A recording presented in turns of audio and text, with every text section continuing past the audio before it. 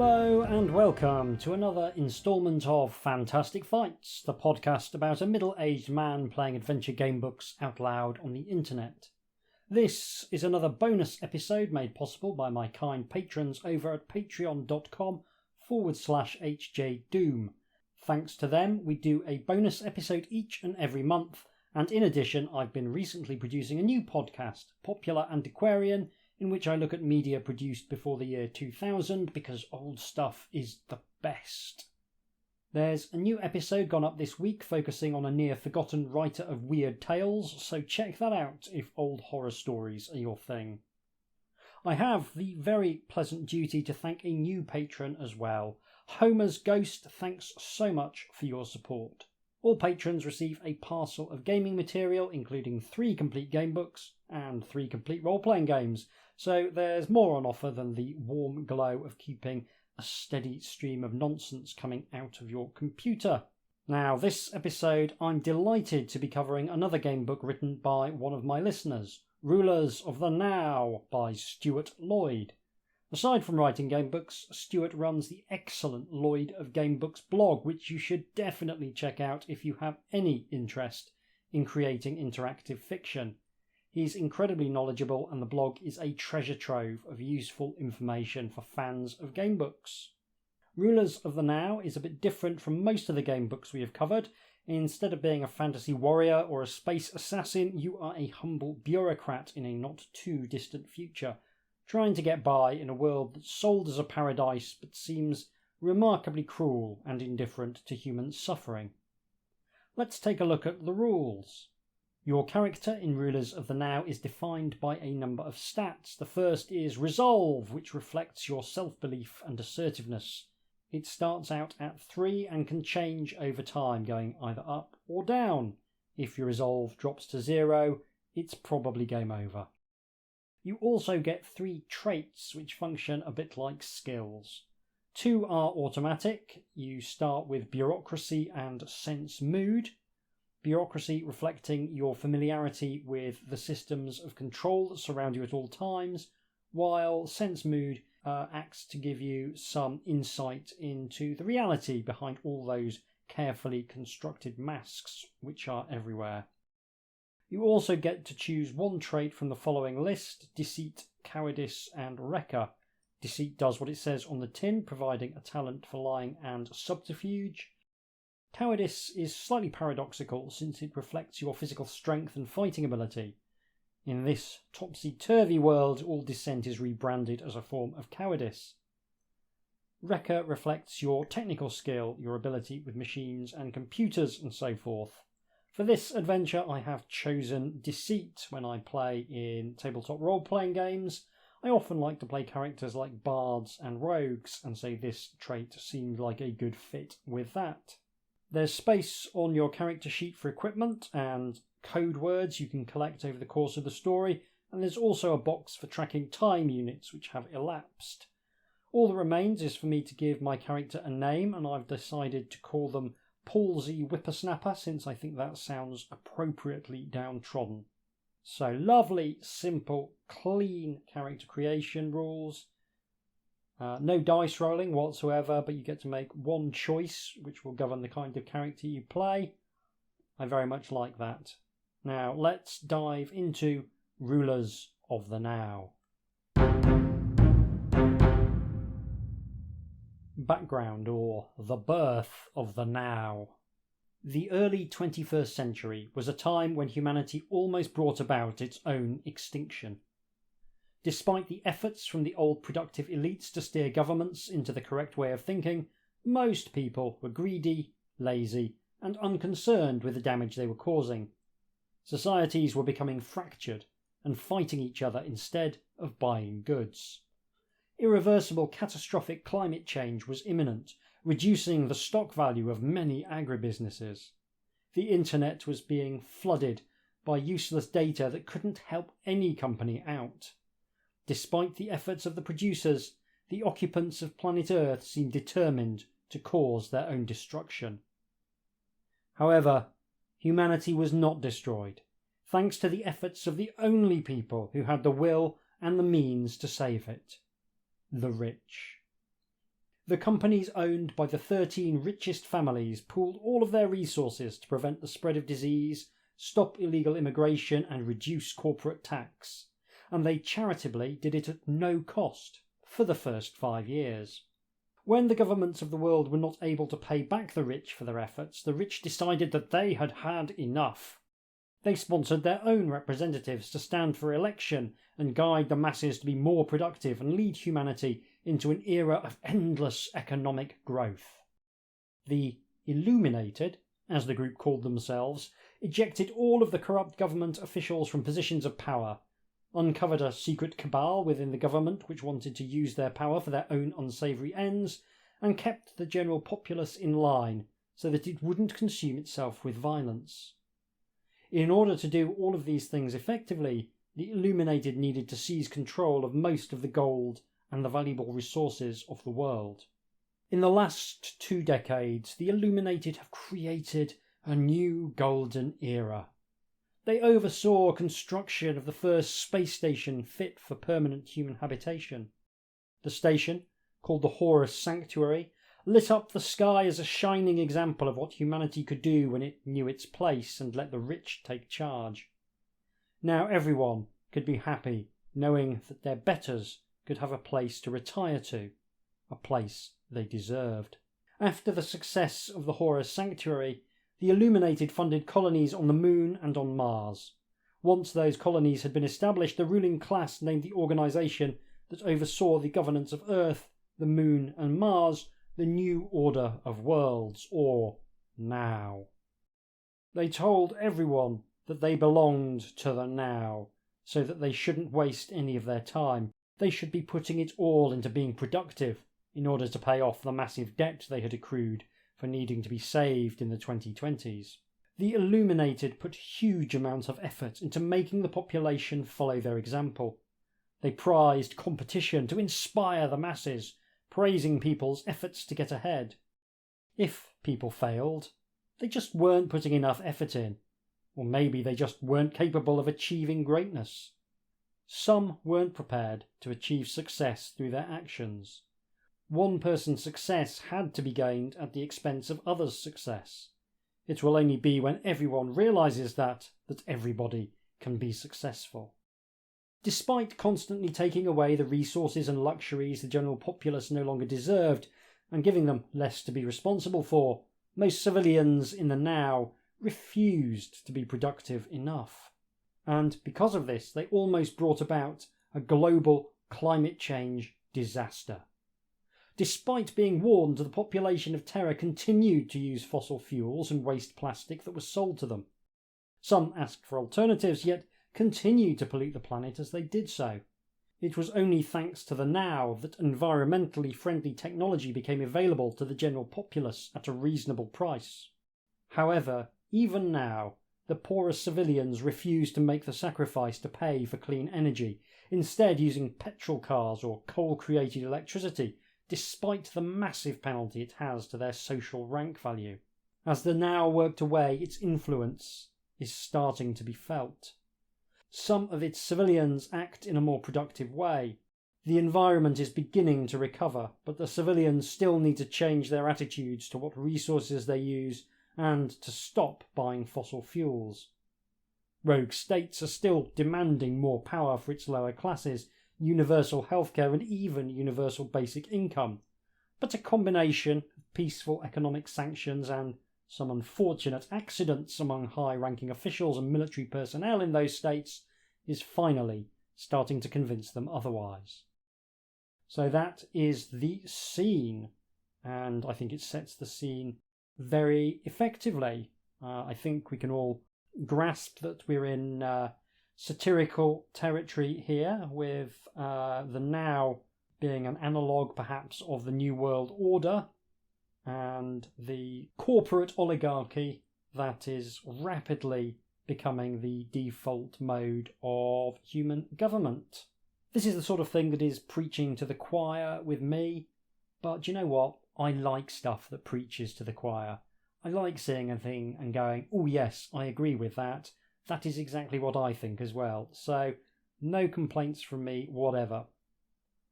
You can argue maybe that this isn't the subtlest satire in the world, but I would say when you're writing a game book, and a science fiction game book in particular, you need to do really broad brush strokes to give people a sense of the world that the adventure is taking place in. You don't have the luxury of people just assuming that any fantasy game is going to take place in a world that is somewhat analogous to Dungeons and Dragons or the works of Tolkien. We also get some background for our character. Your life so far. You have failed. That sums up your whole life. Ever since you were born, you have been little more than a drain on resources and time. And despite being constantly told this as a child, you refuse to be productive for the first 16 years of your life. It's like he's met me. You were never rewarded with your parents' approval. You never did well in school. Your social rank value was always below average for your peer group. Your aptitude tests placed you in the craven class. Your intelligence and work ethic was reasonable, but you didn't have the discipline to make anything of them. You struggled through school and university until your graduation at 23. You almost didn't get your degree, but you managed to scrape through with a lot of hard work, sleepless nights, and begging. You immediately went somewhere that could make good use of your skills, the temping agency. You had nowhere near enough talent to be indispensable enough for a permanent job, so you drifted from data entry to making coffee to filling in forms to answering the phones in different companies. You are currently working at the Workers' Accident Insurance Institute, the best place for companies to buy insurance in case their workers have had accidents and they decide they need some compensation. Your work was rated terrible at first, but with a lot of hard work, sleepless nights and begging, you managed to keep your job and have your work rated acceptable. However, you still miss small details which prevent your work from being given a higher rating, and this has stopped you getting a pay rise since you joined. Your boss, Mr. Kilgore, is always pointing out your flaws and mistakes to you, and even when he does it in front of everyone, it still doesn't seem to make you any better. I have to say, this list of terrible jobs being done to a mediocre standard is giving me terrible flashbacks. Life isn't all bad. Some parts of it make you feel good. You have a partner who you have been with for almost 2 years and who wants to see you almost every Monday and Thursday. The Prime Minister, John Cope, is another source of goodness in your life. You remember the day in 2033 when he was elected and you felt elated. The man was a beacon of change, a beacon of hope. You still get that feeling to a small degree when you see him, but as analysts have put it, he has ruined the last 4 years. His programmes to reintroduce public medicine and a system to prevent those defective or prole class from starving have failed. Most of the illuminated spoke out against him at the time, and it turns out they were right. All through your life, you've always thought you could do something more. Every night the Horus Sanctuary would illuminate the sky with its red glow, reminding you that some people will enjoy living to 200, having their every need fulfilled, and having the power to change billions of lives. That is something that might happen to you one day. Despite what everyone around you has ever said, you feel it is possible to achieve that. After all, the adverts can't all lie, can they? All you need is a chance. So another top-notch bit of scene setting. I think many people can empathise with working a series of demeaning and badly paid jobs with little hope of promotion and very little hope of any kind of ongoing pay increment. Bit close to the knuckle for me. I've done a lot of those jobs. So we begin on Wednesday the 23rd of December 2037. Another late finish to the day. Another trudge back to your apartment via the smelly, polluted, dark streets. Mr. Kilgore demanded that you stayed and finished a spreadsheet on a big clothes company you cover.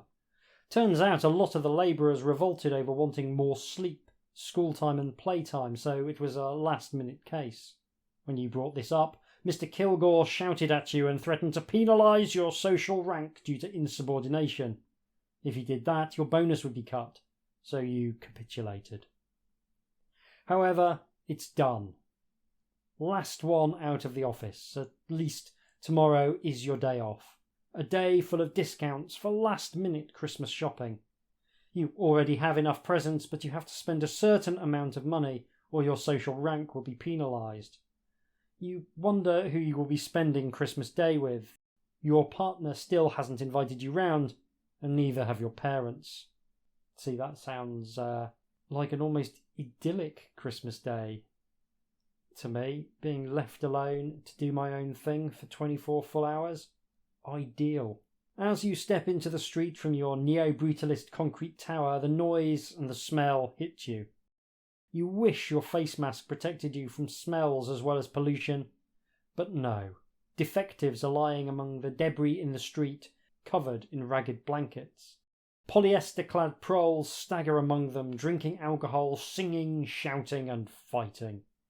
As they see you in your office clothes, they jeer. One of them tosses an empty lager can in your direction. It misses. You hurry past them, trying not to let their jeers get to you. When you have a moment alone, you snatch a look to the sky. The blurry white stars try and shine through the air pollution. Outshining them all is the red glow of the Horus space station, the home of the Illuminated, and the brainchild of Christopher Smith, the world's first trillionaire. He made his fortune using space drones to mine asteroids for rare earth metals. You remember watching the broadcast videos of life on the station with excitement. Now you avoid them. You have better things to do than to keep up with what the rich are doing. That's something that I've never understood, is the propensity of people to watch entertainment based around the lifestyles of the rich and famous. I would say that much of that entertainment is intended to be aspirational, but in a sanely ordered society, it would just be a list of people to go up against the wall. You walk down the street past the Omnicorp office building. You walk past the plaque on the wall. This plaque is dedicated to the climate scientists who definitely accidentally died just before COP35. They could have made a difference. Soz. This plaque is funded by the Omnicorp Fossil Fuel Department. They still haven't replaced the plaque with one with correct spelling. As you turn a corner, you come across a group of people in grey, worn clothes and wearing badges of bulbous grey heads with black teardrop-shaped eyes. They are in the R-Wars group, an organisation that thinks that grey aliens are running the government. "You're a slave to aliens," shouts one as you go by. You wish that you could at least have your walk home feel like alone time. There is a constant bombardment from every faction of society all the time. You wish that you had time to just process your thoughts. As you finish this single thought, you hear music blare out beside you, bass blasting at you from the street. Some rich kids are driving by you in a car very slowly, and they are all laughing at you. Before you can do or say anything, they speed off. Then 2 people push past you and run into the games arcade. They are eager to live in the virtual immersion world for as long as they can afford. Some people's lives revolve around work and virtual immersion, with breaks for eating, sleeping and going to the toilet when they really need to. Does no one else think that this is all insane? Sometimes you just want to scream, but then you realise that everyone else seems fine with their lives and a scream would make a scene. You finally make it home without any more incidents. You are outside Tower 27B. Your apartment, apartment 6, is in here. One day you would love to move into a house, but for the moment you'll have to be content with the neo-brutalist concrete tower you live in. You approach the tower door and wave the palm of your hand over the key box. Nothing. Strange. Your Omni chip was working when you clocked off your job. You wave it over the key box again. Still nothing. You feel panic rising. What has happened to you? Everything is on that chip. Your social rank, your money, your movie collection, and you have never known the chip to fail. Except that time it didn't register your wages for a week, or didn't increase your social rank for a day. It has never failed to deduct money for bills, however. You run off to your nearest Omniscreen point while trying to avoid the stinking defectives and drunken proles. After 5 minutes of panicked running, you arrive to the box containing the Omniscreen. On the box is an election poster for the current Prime Minister, John Cope. It simply shows his face with the word Cope on the bottom. Someone has scribbled the word can't at the top of the poster. They have a point. Over the last 5 years, Cope went from being a national hero to an ineffectual laughingstock. Everyone says he's going to lose the 2038 election by a landslide. You open the box door and wave your Omni chip over the contact point. The screen flashes to life. You wait with bated breath for the verdict. Will you still have money? Will you still have a job? Will you still have Objectivist 4? The screen changes colour and your heart stops. So, I will say that the world that's being painted feels very 2000 AD. If you add a fascist police force in the style of Judge Dredd, this would feel right at home in that kind of environment. That's not a criticism. I love 2000 AD. Do you suffer from excessive flatulence? Does your aroma repel your friends? Are your trumps too traumatic? Try Flatugon, the award-winning gas deodorizer. The screen shows a golden-haired lady in a bikini is standing on a beach that is far too clean to be natural. It is Maria, world-famous actress, model and singer. She is holding a box of said Flatugon, smiling at the screen. You frantically push the skip part on the screen, but it doesn't seem to be working. I mean, that is a thing that is almost certainly going to happen at some point in the future. There will be unskippable ads when you try and engage with your banking apps or with anything that you need to do to actually get by in the world. I think that will come in the next 5 years. There will be unskippable ads before you're allowed to use the self-service checkout in a supermarket. Our all-new improved formula binds with smelly sulfur compounds in the intestine and reacts with them to turn them into a beautiful bouquet. Flatugon comes in 3 aromas: rose, lavender, and our all-new fragrance, coffee. So buy Flatugon today and propel yourself forward with fragrance. You know it makes sense. The screen goes blank. You wave your Omni chip over the point again, hoping that this time you will get something meaningful. After what seems like an eternity, the screen starts to provide the information from your Omni chip. It reads, "You have been declared a terrorist. Your assets have been frozen. Your social rank score has been set to -100. Your personal data has been erased. Your library card has been revoked." This is a message sponsored by Omnicorp. We hope you will continue to use our products in the future. Have a Merry Christmas, Terrorist 6. You stare at the screen in disbelief. You are a terrorist. You are nothing. Delete your name from your adventure sheet and replace it with Terrorist 6. That is legitimately awesome.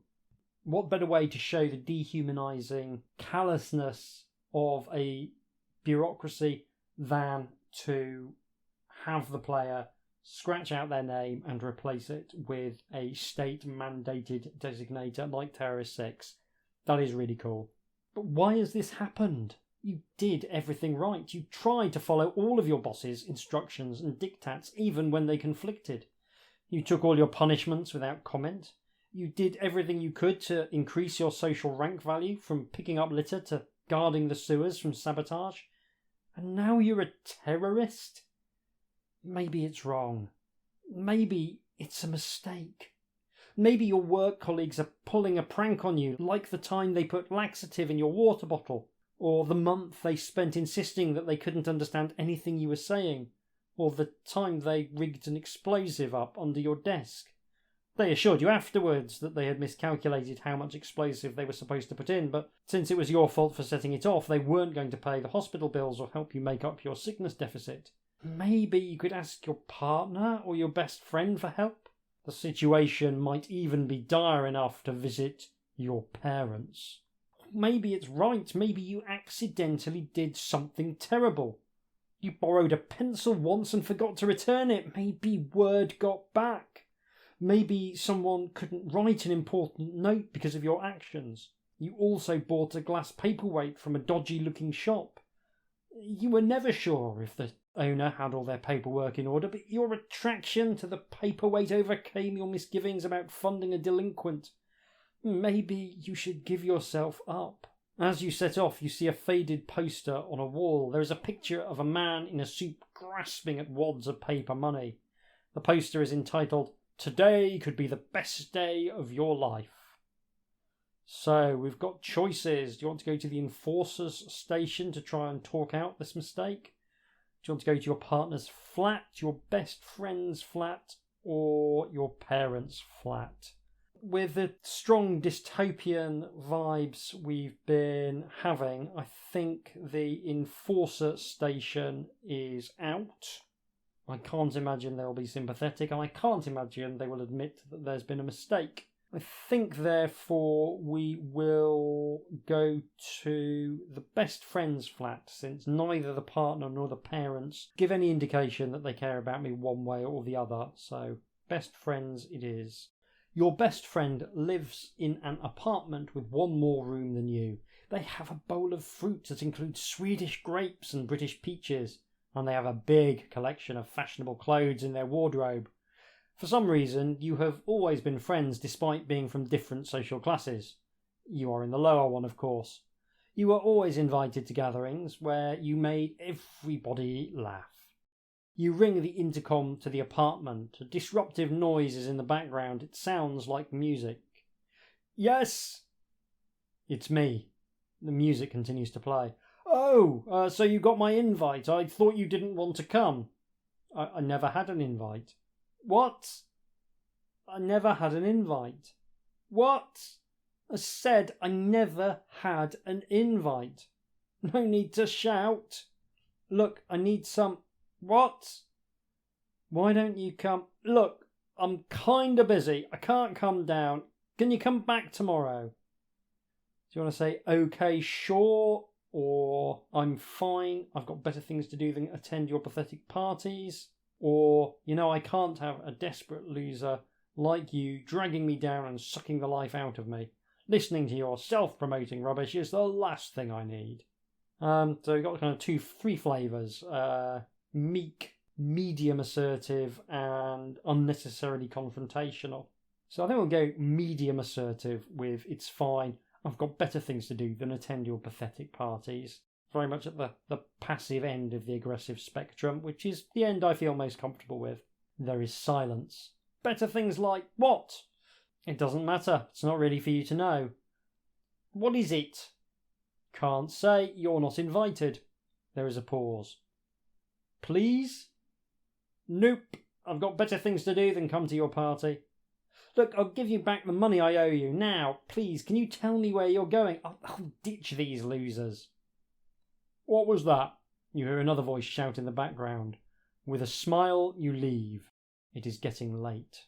The light is becoming even more gloomy than normal. You look up, and through the fume cloud, you can see the red light of the setting sun. You need to find somewhere to sleep. However, this is very problematic, as a terrorist access to your apartment has been denied, and all of your assets have been frozen.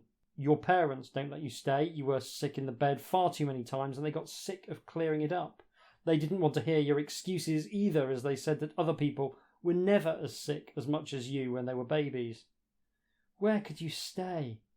You could try to use the gift card your parents bought you to get some overnight accommodation. It probably won't last for more than one night, though. If you decide that keeping a low profile is best, you could hide out with the defectives and vagrants, who the enforcers usually ignore when they don't want to beat one for amusement. Omnicorp has built several homeless shelters across the city. You could try one of those. Finally, you could try something more comfortable but risky. When you left school at 19, you got a summer job as a delivery cyclist. One of your classmates, Alfie Walton, was from one of the richest families in your city and used to order a takeaway every night you worked. He even requested that you deliver it to him, and he would always complain about you when he did. However, the burning humiliation has finally paid off. Because you did so many deliveries, you saw all of the security measures in Alfie's house. Alfie's parents weren't that hot on the security for the back door. A strong shove should undo it. You also know that Alfie and his family spend every Christmas in the Bahamas. They can grease every wheel in order to get a flight that far. The house will be guaranteed to be empty. I cannot resist the option of breaking into a posh ne'er-do-well's house and going through their spirits cabinet, so I am going to take a risk and I'm going to Alfie Walton's house. I mean, I'm already a terrorist. I don't think adding housebreaking to the list is going to seriously impact my social standing. You eventually get to Alfie's house. It is ringed by a large wall and has a gate with a chip scanner on it. However, it is easy to scale and get over. You ignore the front door and head around to the back. As you go round to the back of the house, you jump as you see someone standing there. Then you recognise who they are. Danny? Danny Walker? The man turns around. At first he looks shocked, but then he sees his fellow classmate and smiles. I never thought I'd see you here. You fancy a Christmas at Alfie's expense too? Well, yes. Actually, I'm in a bit of a fix. Oh, yeah? Christmas bonus didn't come through? Parents being tight again? I've been branded a terrorist and had my identity erased. Have you? What did you do to get that? I don't know. I came home from work to find out that it had happened. I'm sorry to hear that. Why are you here? What are you up to? I bet you must be in the mundane class by now and running your own programming business. Yeah, I wish. Well, why did you say that? You were always sharp. You were always top of the class, out of the students who hadn't bribed the teachers. Yeah. Well, it got me in the defective class in the end. Joking. I wish I was, and it's down to our mutual friend Alfie here. You see, Alfie was terrible at school, and especially at coding. No amount of hard work, revision or bribing would get him a pass grade. So he asked me to do his coursework for him. For money. Cheeky. Exactly. I would have said no, but my parents found out and they really needed food and rent at the time, so they told me to do it. And did the coursework for him, but then he got found out for cheating. So he failed? No, I got failed because I was the one who did it. Alfie was too rich to fail. So I'm a vending machine repairman, and he's in middle management for some construction company. He was the programmer for a bit, but he got moved sideways when they found out he wasn't any good at it. If he didn't have money, he'd have starved to death years ago. Anyway, I know the Waltons' chip codes, so I can tell where they are. Whenever they go on a holiday at the expense of our lungs and climate, I come over here and help myself. Fancy joining me? Haven't you been caught on camera? Didn't they report you to the enforcers? Of course not. If they did that, they would lose their no-claims bonus. Those insurance payments are pretty steep, you know. Less steep than some food you aren't going to eat anyway. Okay, the back door should be easy to force open.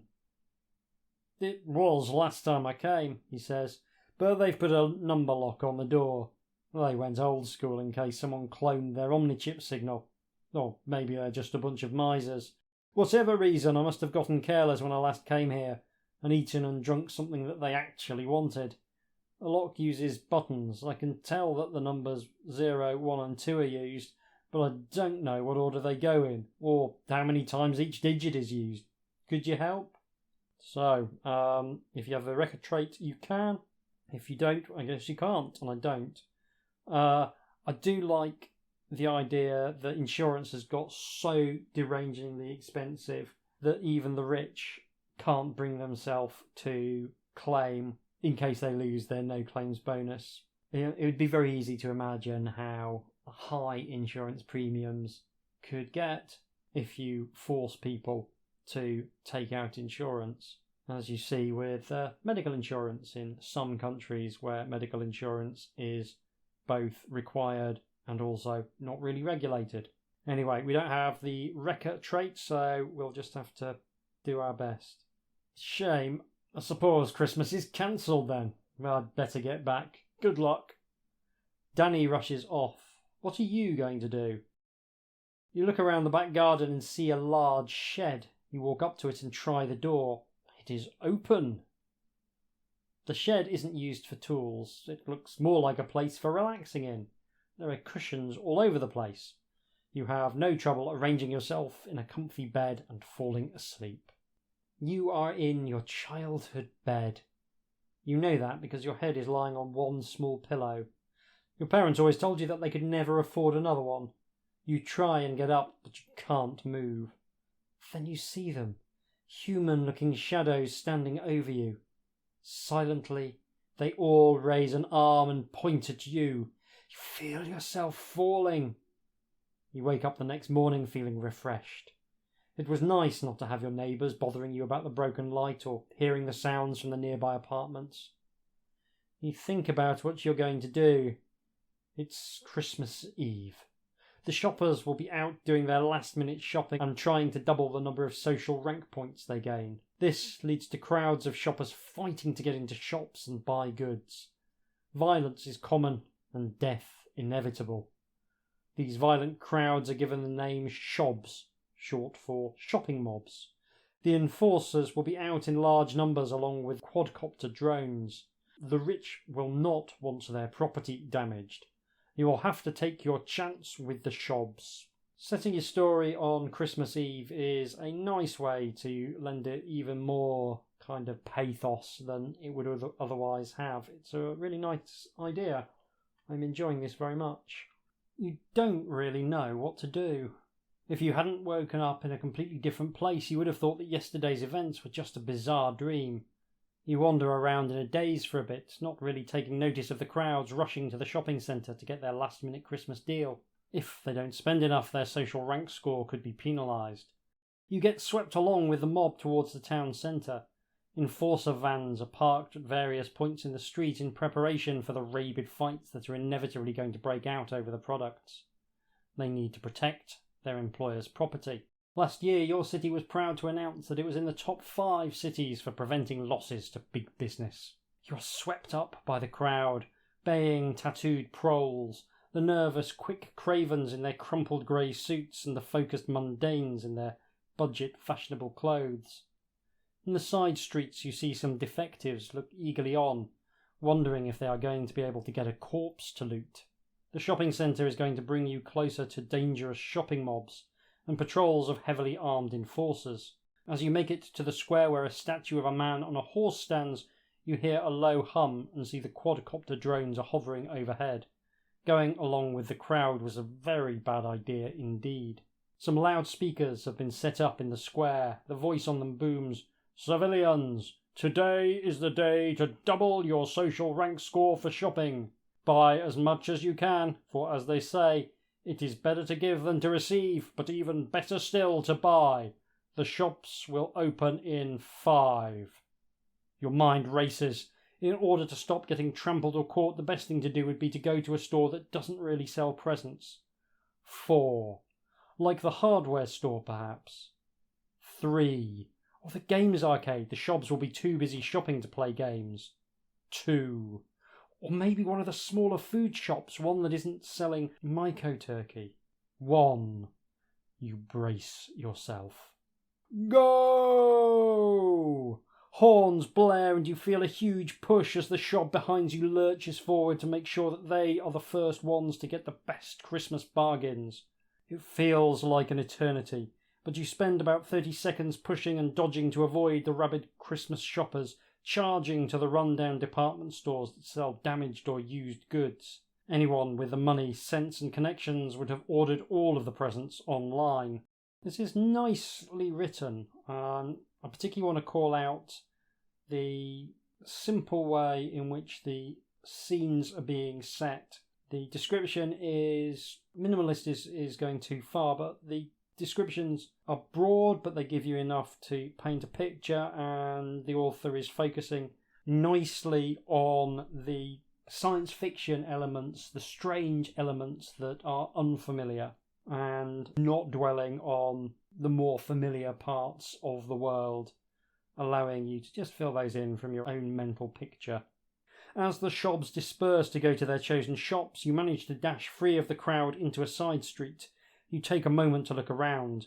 There are shobs at all of the department stores, with people battling each other to get through the doors.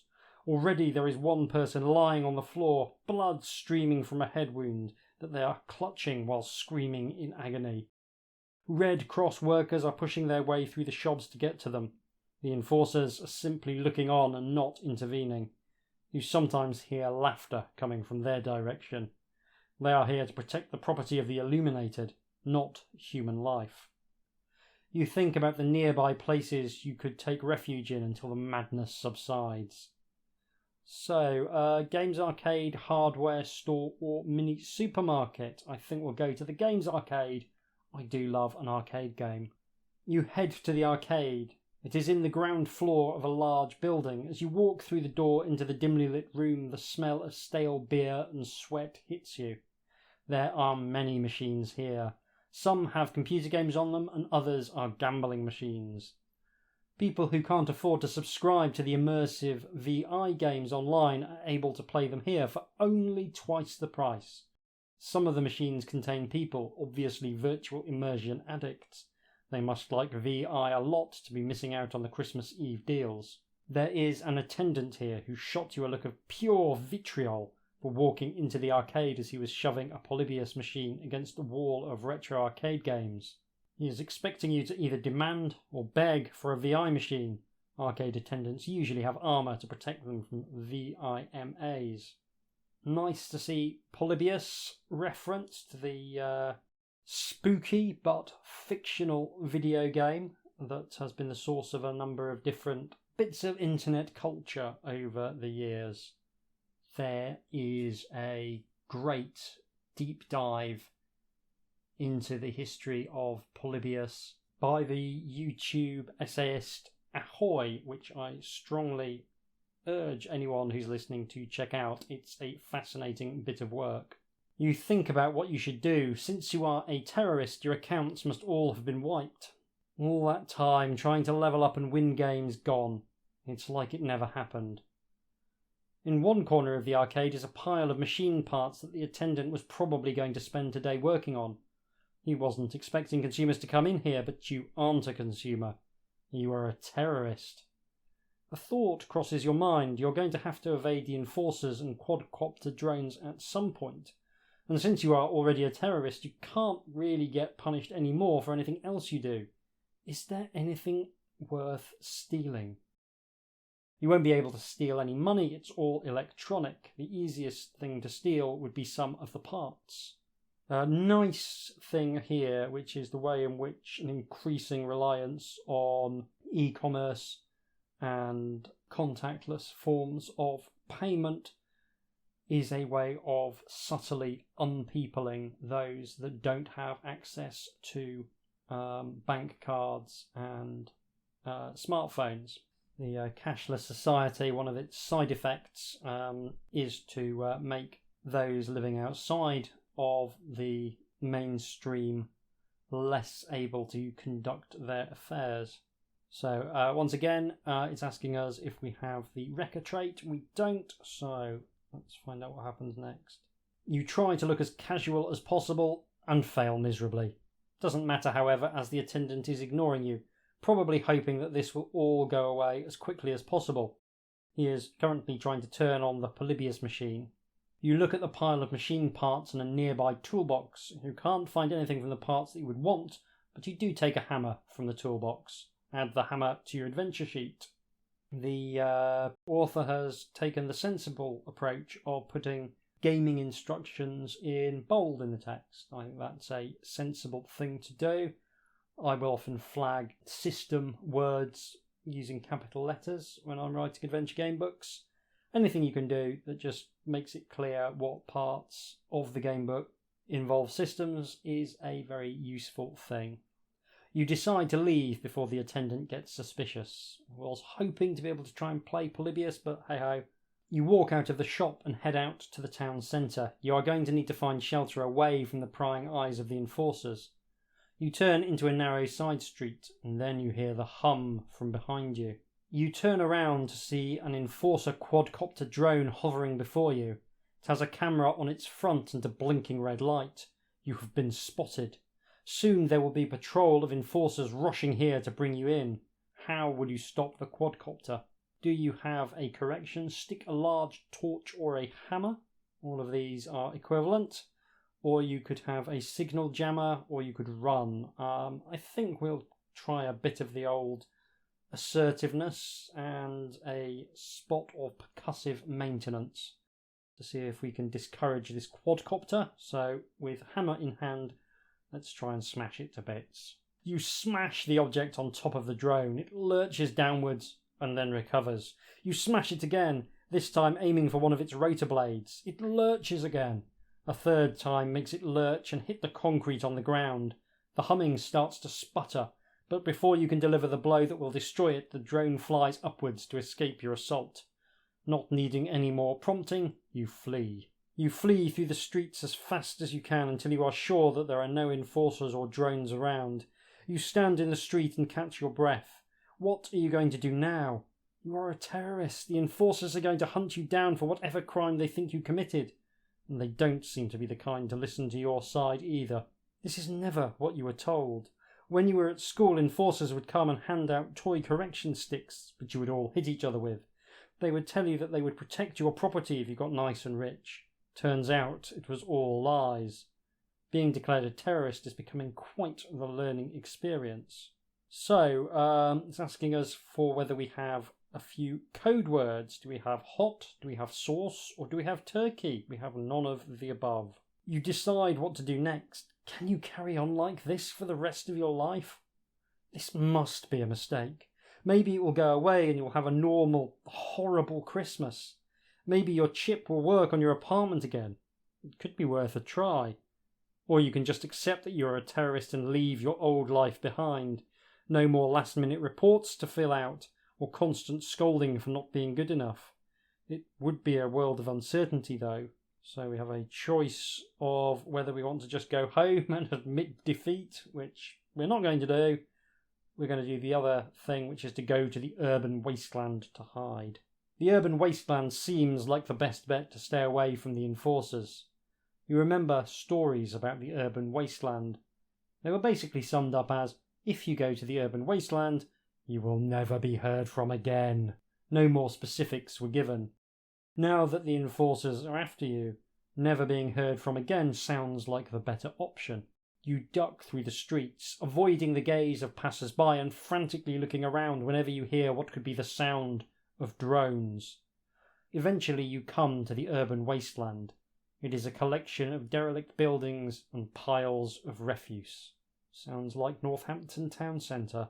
Despite its worn-down state, it is a hive of activity. So this is where all the vagrants live. For a few minutes you cannot help but take in the society that seems to exist here. People walking through the alleyways, talking, shopping, interacting. Then for some reason they start to run away from where you are standing. Then you register the noise. You look up to see a drone hovering above you. Then it unleashes a sonic blast that causes agonizing pain in your ears and a screaming sound in your head. No one else seems affected by this focused attack. So we lose one resolve. Resolve now 2. Is your resolve now 0? It is not. The pain is agonizing, but you are still on your feet. Then you see them. A squad of enforcers are running towards you, waving their correction sticks. Do you want to run for it or surrender?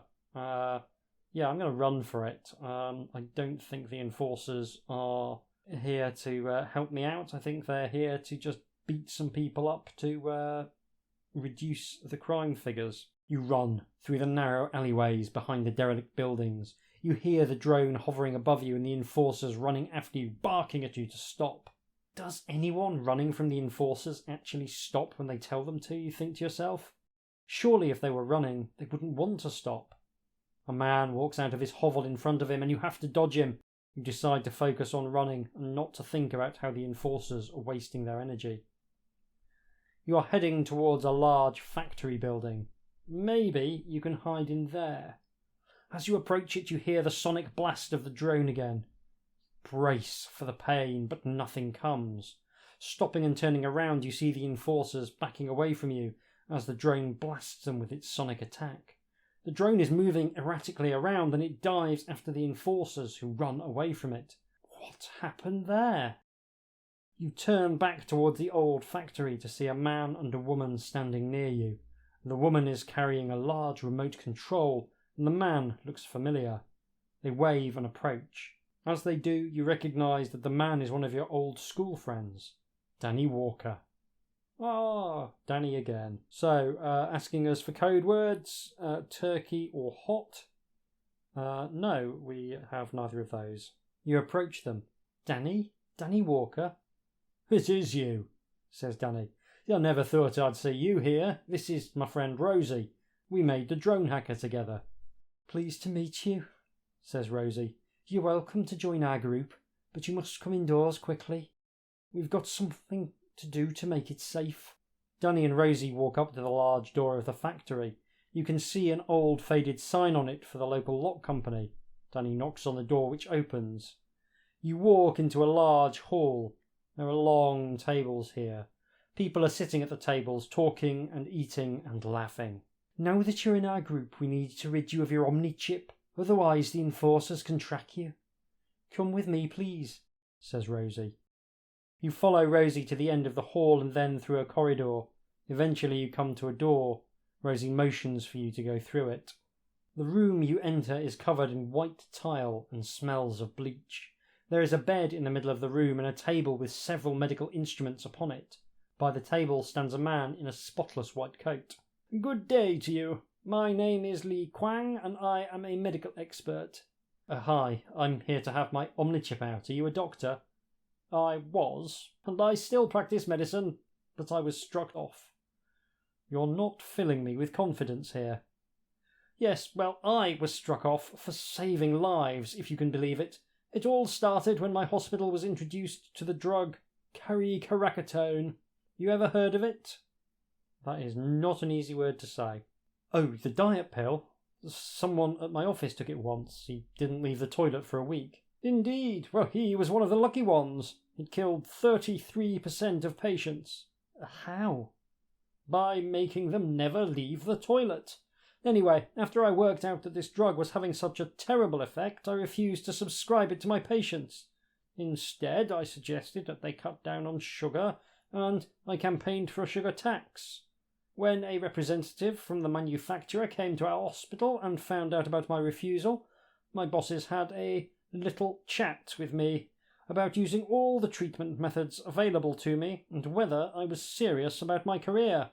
I was serious, so I still didn't use the drug. I became a doctor for the patients, not Big Pharma. Anyway, a week later, my bosses found out I hadn't prescribed the drug once. And that's where it all started. Paperwork piled up, patient complaints kept coming through. Within a month, I had been hauled in front of a committee and struck off. Fortunately, I knew of this place from when I used to volunteer, helping with the vagrants. So I came here, and I've been here ever since, actually healing people with the best methods I know how. Now, which hand is your Omnichip in? Li Kwang grabs a rusty hacksaw from the table and walks towards you, brandishing it. I love a good, unnecessarily cruel and unusual medical treatment plan. Then he stops and bends over. You hear laughter. The look on your face! Hilarious! That never gets old.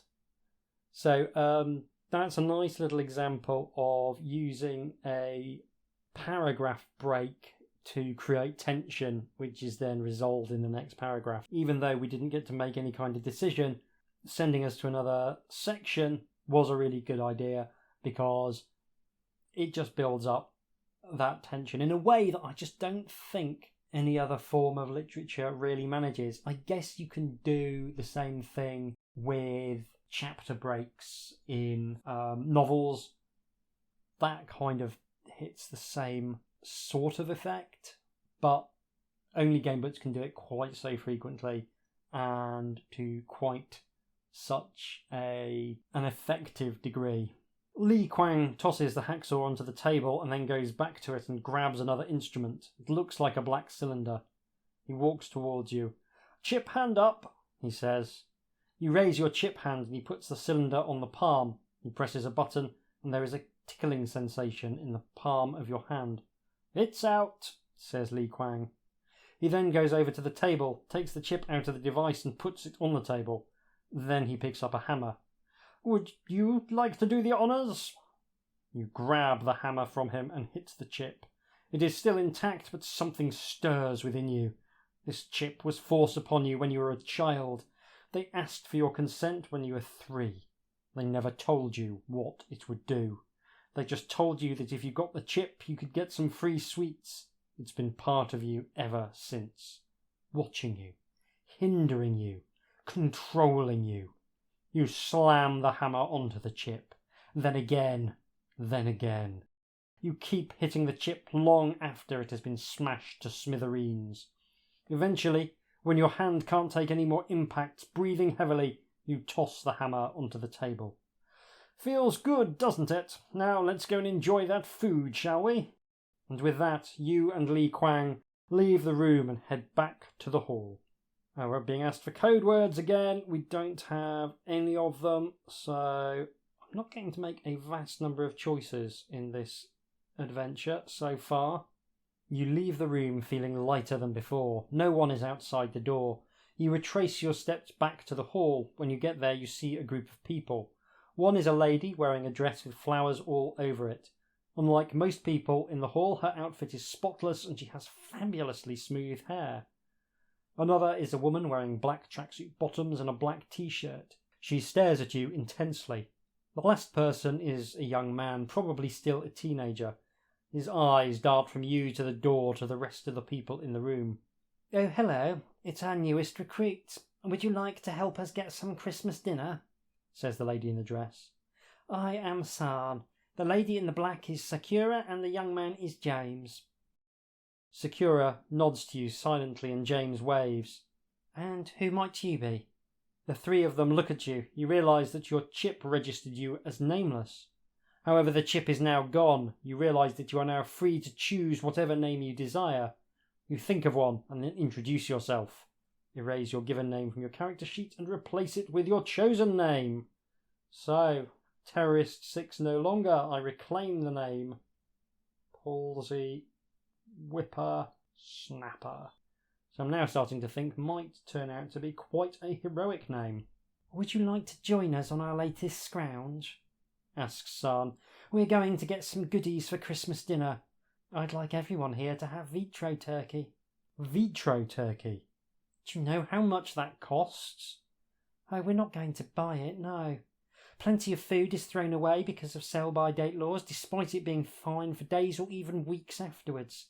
We're just going to get it from the food bins behind the supermarket. There's enough there to feed half the city." Do you want to ask them if it's illegal? Or go with the group or stay in the lock factory? I don't care if it's illegal. Bit of dumpster diving? Awesome. We'll go with the group. "Excellent," says San. "Follow me." San walks off. As she does, Sakura follows her. You follow San across the hall to another door. She opens it for you and motions you through. You then walk down some drab corridors with colourful graffiti to cheer the place up. One has a picture of a teddy bear with a pair of scissors shoved into an eye. Another has a picture of a child in a cage. Another has a picture of a man in a suit standing atop a pyramid of dead bodies. Sometimes there aren't pictures. Sometimes there is just writing. One piece of graffiti reads, "We rule the now." Another one reads, "Better to rule in hell than to serve in heaven." Another one reads, "This could be the best day of your life." Thought-provoking stuff. Better to rule in hell than serve in heaven comes from Paradise Lost, of course. I mention it purely because I've read Paradise Lost and I like telling people that I've read Paradise Lost. Eventually you come to a metal door which San opens for you, and you walk through outside into the urban wasteland. Outside is a man wearing white t-shirt and jeans. "This is Tommy." San points at the large man. "Pleasure to meet you," mumbles Tommy.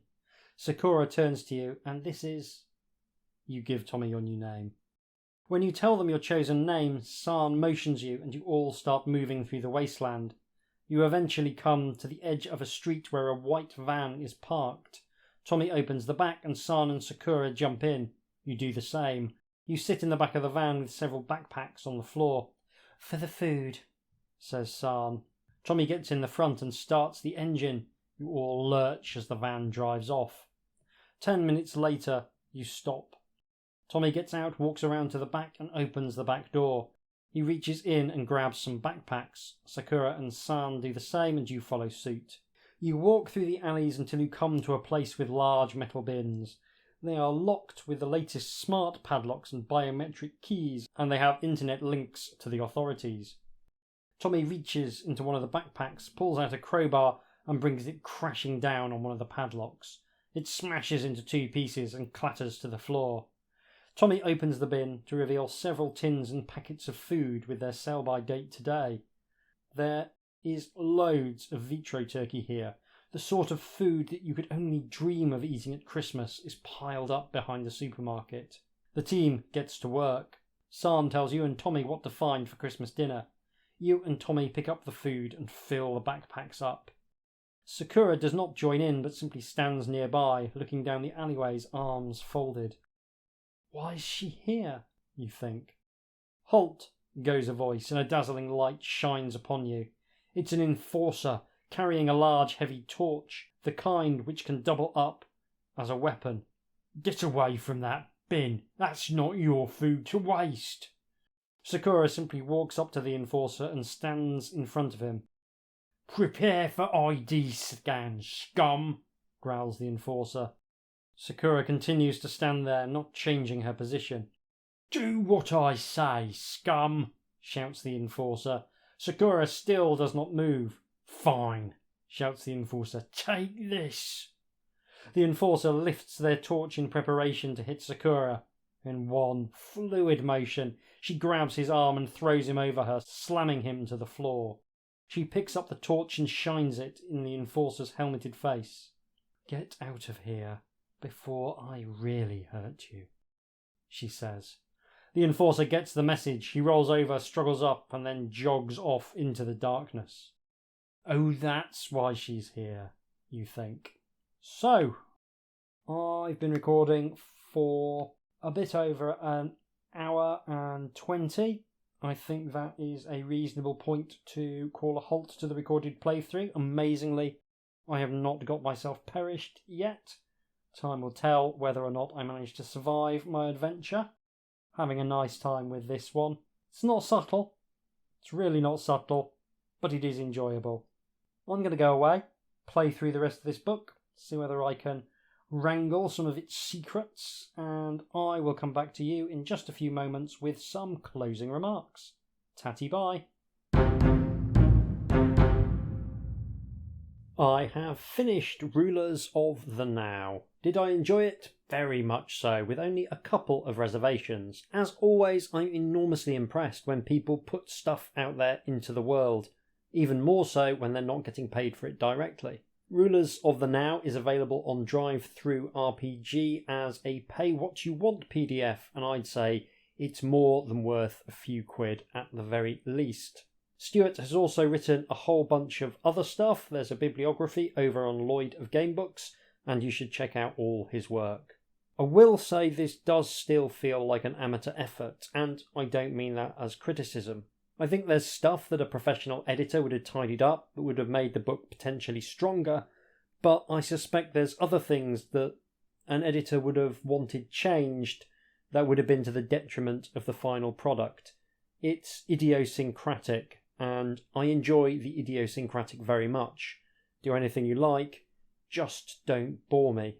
I want to start by talking a bit about the shape of the book, because while the extract I played gives a great sense of the feel of the book, I think the structure is worth describing. I'm going to try to avoid spoilers, so apologies if this sounds a little vague. We start with the personal crisis of being labelled a terrorist and then become more acquainted with the people who live outside the system. From there, we get sent on an information gathering portion of the game before the final sections climax at the heart of the Now's power structure. This structure is great for two reasons. Firstly, because it demonstrates escalation of stakes. What begins as one person's really bad day winds up potentially changing the fate of the world, and that's a narrative I personally very much enjoy. I like stories that take people from the ordinary to the extraordinary, whether that be Luke Skywalker transitioning from simple farm boy to Jedi Knight in Star Wars, or Richard Mayhew getting sucked from a middle-class existence into a fantasy underworld in Neverwhere. The second reason I like the structure is that the different acts of the story also have a different feel in terms of how they play. In the early stages, we're in a panic, just trying to make it through each day, very reactive. In the middle section, we're on a mission, but it's one of exploration and information rather than fast-paced action. It's only in the final section where things get truly dangerous, and also when things get truly strange. There's a surreal, or perhaps hyperreal quality to the whole story, but the last act goes berserk in ways I personally appreciate because it reminds me of 1970s science fiction movies, and I love 1970s science fiction movies. I think there's a lot to be said for dividing your story into thematic sections. You can use more than 3 acts in a game book more easily than in other mediums, but the 3-act structure still works because 3-act structures almost always work.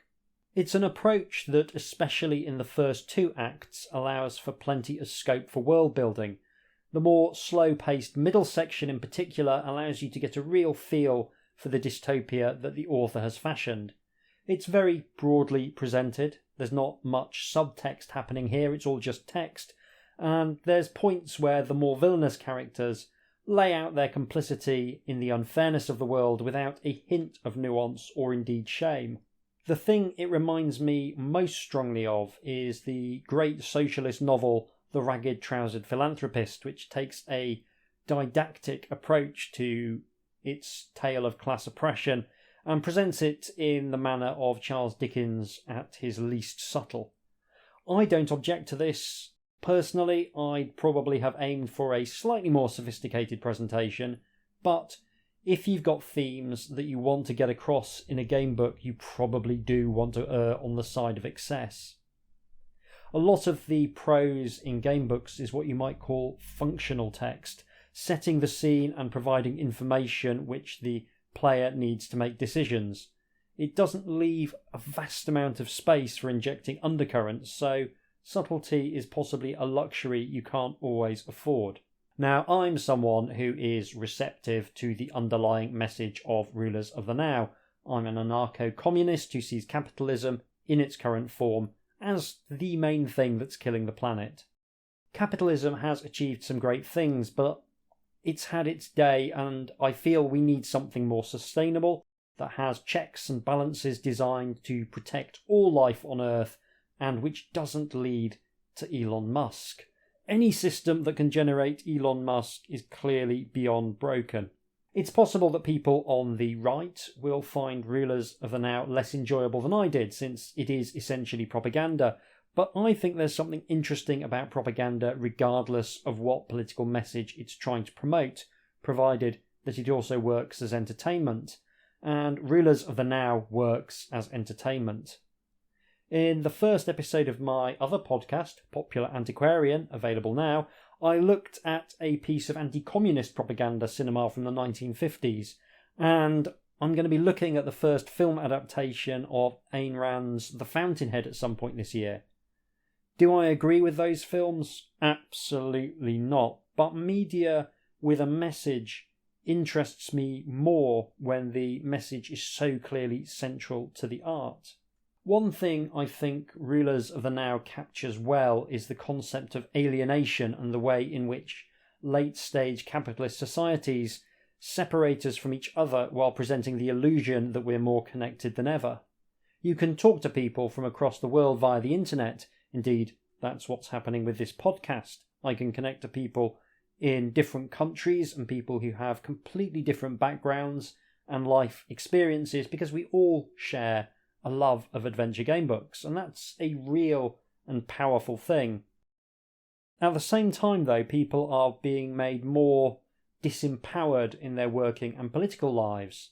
The UK government is planning legislation to prevent certain classes of worker from withdrawing their labour as part of disputes with management.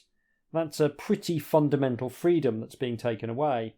You can now be arrested in the UK for travelling with items that you might be able to use to attach yourself to something as part of a protest.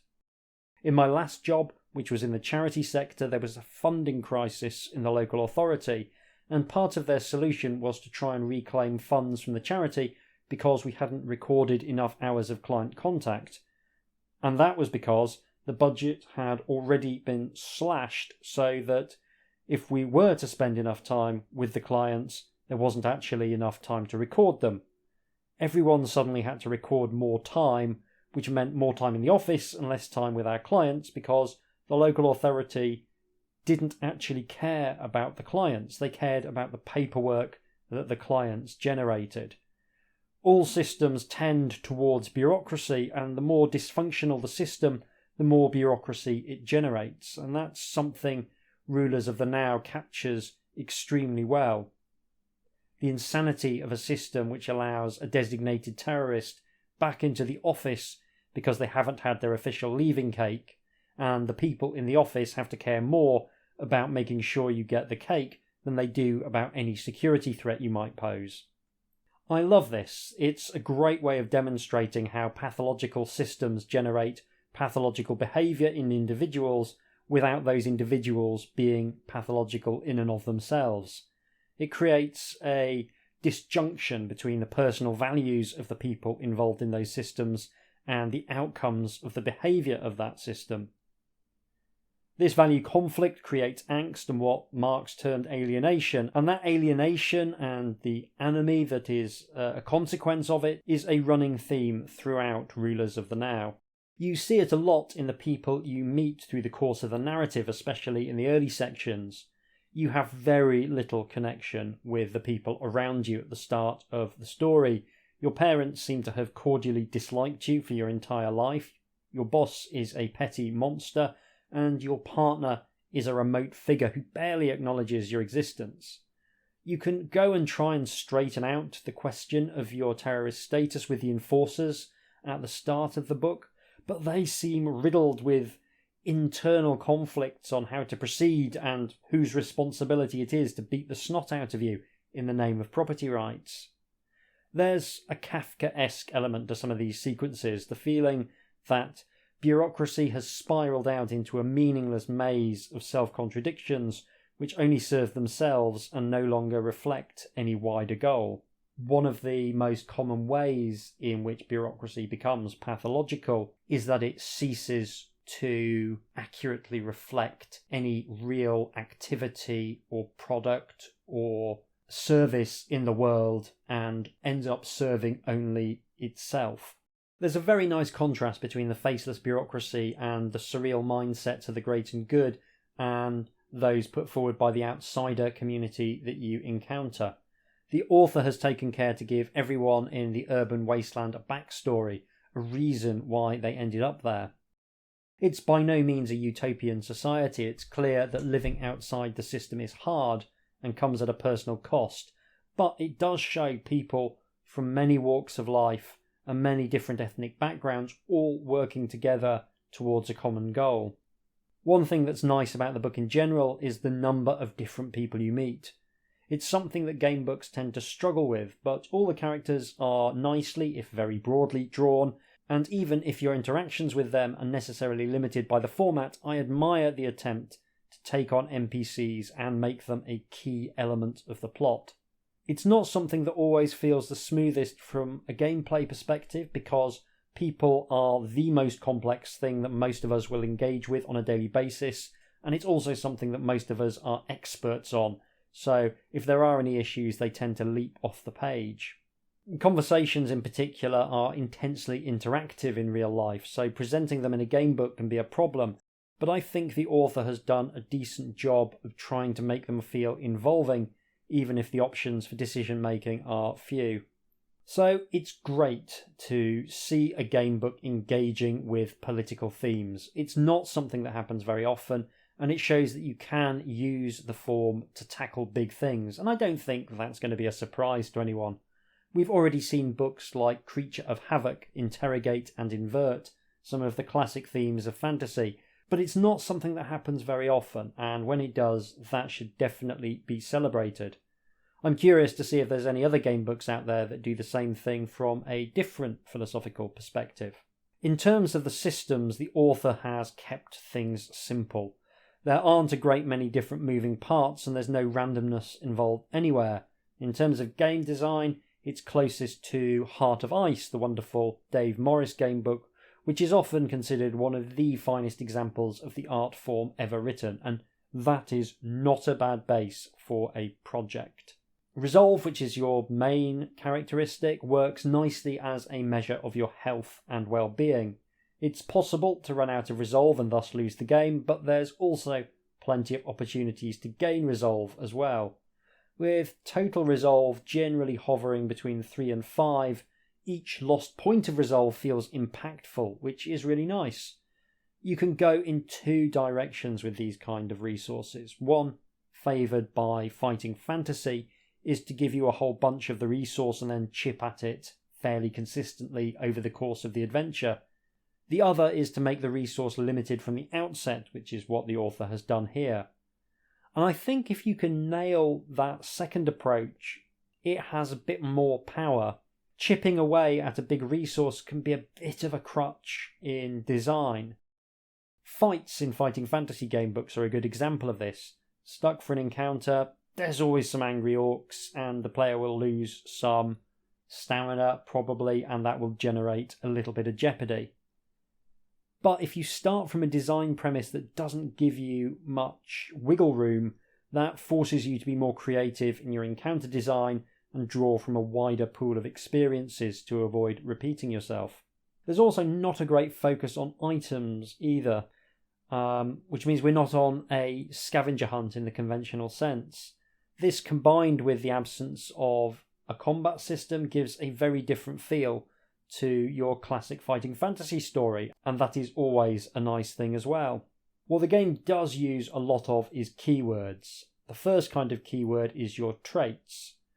One thing I want to draw attention to here is the use of the names of your traits to show progression and the passage of time. If you start with the cowardice trait, then later in the story you'll end up with that trait being renamed athletics. This doesn't have a functional gameplay effect, since all keywords operate in exactly the same way by unlocking sections of the book, but they do give you a sense of progression that is really pleasing. This is a fascinating bit of design to me, since it changes only the character sheet. But it turns out that changing the character sheet is actually quite cool. You see this with the changing of your name from the one you start with to Terrorist 6, and then later back to the name of your choice, which is a great bit of business. I think there's something hardwired into gamers that changing character sheets represents a kind of gameplay, even if that change doesn't actually impact the gameplay of the book in any way. It's similar to the way that finding treasure, which doesn't have any purpose in the game, still feels cool because you get to write something down on your character sheet.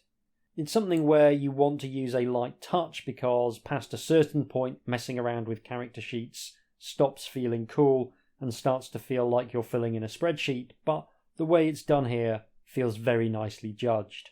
Now, keywords, traits and items are all functionally the same thing, but because human imagination works the way it does, they actually all feel different in practice. For a trait to feel like a trait, it needs to be used multiple times, for example, since a trait reflects an enduring feature of the character. Items are used to solve problems, mostly, because that's what items in the real world tend to do. Keywords, on the other hand, are best used as a form of memory, tracking events that have happened in the game. and that's very much the case here.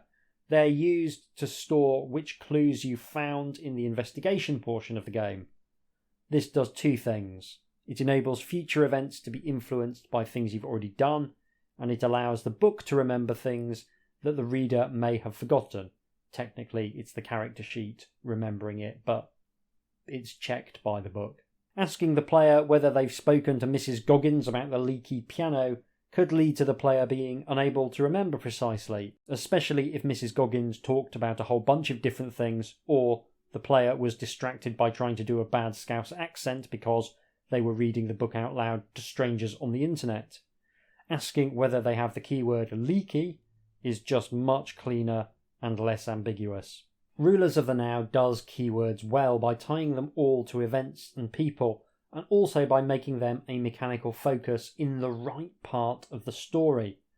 They fall by the wayside by the time you get to the final act, and that is absolutely fine. Knowing when to put a mechanic down is something I think designers are often quite bad at. You've designed this mechanic and you want to get a return on your intellectual investment, even if the adventure would be better served by stepping away from it at some point.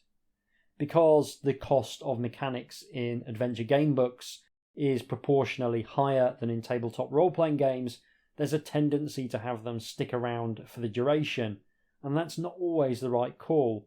And it's very pleasing to see the mechanics here being used at the point where they make most sense, and then allowed to just fade into the background. There is one issue with keywords and traits that I want to draw attention to. When you use these mechanics, you're actually removing choice in the moment. The choice that you made to activate a keyword or select a trait was made in the past, and it means you don't actually get control in the moment if all the text is doing is checking whether you have a given trait or keyword. If you make heavy use of these mechanics, you can end up funneling the player into a series of events where they don't get to make choices but only check things that are written on their character sheet. If you want to really elevate your use of keywords, you need to make it so that keywords unlock choices as well as events. There are some points during Rulers of the Now when it can feel that you're being bounced from one plot point to the next due to past choices, and that can feel disempowering almost as much as if you weren't being given a choice at all. But that's nitpicking. In general, the functional design of this book is very strong. One thing that these design choices do when taken together is to push the gamebook more towards a choose-your-own-adventure vibe than a fighting fantasy vibe. I found that I was less concerned with solving the book and more concerned with finding out what happened if I made different choices. And the fact that there's loads of different choices you can make makes this process just really enjoyable. There's a pleasure here in just experiencing the different strands of the plot, and that's a very cool thing. I think a lot of gamebook designers, myself included, get hung up on creating one true path to success at the expense of creating multiple different journeys. That's not a problem, it's a design approach, but I do like it when I come across books that have less of a focus on solving problems and more of a focus on exploring the world and experiencing different stories. If I was going to offer a substantive criticism of Rulers of the Now, it would be that the writing style feels a little flat. That's more or less my only significant criticism, and I don't want to harp on it, but I feel like the judicious use of a thesaurus might have been worthwhile to really punch up the language and give some of the sequences more of an emotional heft. A few more adjectives would have done wonders to lift the writing. I use a thesaurus all the time when I'm writing. It's a great tool to add depth to your writing, especially on a second draft when you are trying to polish. And that polish can be quite hard to apply in game books because so much of the prose tends to be functional. As I said earlier, you're generating context for decision making, and that context sometimes needs to be quite neutral in order to allow the player to make up their mind and not feel like the text is railroading them towards a particular outcome. Like everything in writing and design, you're trying to balance a whole bunch of different competing needs, and there's some kind of perfection in mind, but it's always frustratingly out of reach. There's also a fair few proofreading errors, rogue capital letters and the like. It doesn't spoil the book by any means, but if a dyslexic is noticing your proofreading errors, that probably means there's too many. As a dyslexic, I would also like the print size on the PDF to be a little bit larger. Though my eyesight is excellent, I struggle with parsing big chunks of text, so I'd always advocate for going a bit bigger than you need to in a digital product where real estate isn't limited in the same way that a paper book is. In summary, I think Rulers of the Now is a fresh and interesting take on the adventure game format. It's presented very nicely. I didn't come across a single broken hyperlink in the text, which is very pleasing to me. It's silly, it's satirical, it's just a lot of fun. And it's not like anything else out there on the market as far as I know. So that is awesome as well. Check it out on DriveThruRPG and don't forget to chuck the author a few quid. That's all for this episode. I'll be back in a couple of weeks with the next book in the Fighting Fantasy series, Dead of Night, which I'm very much looking forward to playing. You can contact me by emailing me at hjdoomretrofun, all one word, @gmail.com. And in the meantime, thank you so much for listening. Take care, and I'll see you soon.